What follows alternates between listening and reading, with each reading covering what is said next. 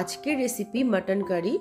750 গ্রাম mutton নিয়ে তার মধ্যে লবণ, হলুদ, শুকনো লঙ্কা গুঁড়ো, জিরে ধনে গুঁড়ো, গোটা জিরে, কুচনো পেঁয়াজ, কাঁচা লঙ্কা, আদা রসুনের পেস্ট, সর্ষের তেল দিয়ে মেখে নিয়ে 1 ঘন্টা রেখে দেওয়ার পরে প্রেসার কুকারে নিয়ে খুব ভালো করে কষিয়ে নেব। কষানোর সময় বেশ খানিকটা জল বেরিয়েছে। এবারে ঢাকা দিয়ে 5টা সিটি দিয়ে সেদ্ধ করে নিলাম।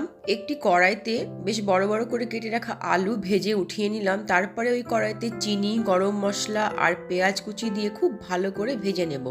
ভাজা পেঁয়াজের মধ্যে সেদ্ধ করে রাখা মাটন দিয়ে দিলাম ভেজে রাখা আলু।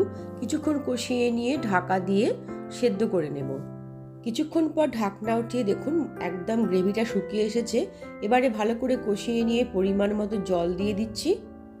ঢাকা দিয়ে 5 মিনিট সেদ্ধ করে নেব। তারপর দিয়ে দেব গোলমরিচ আর গরম মশলা গুঁড়ো। খাসির মাংসের ঝোল একদম রেডি।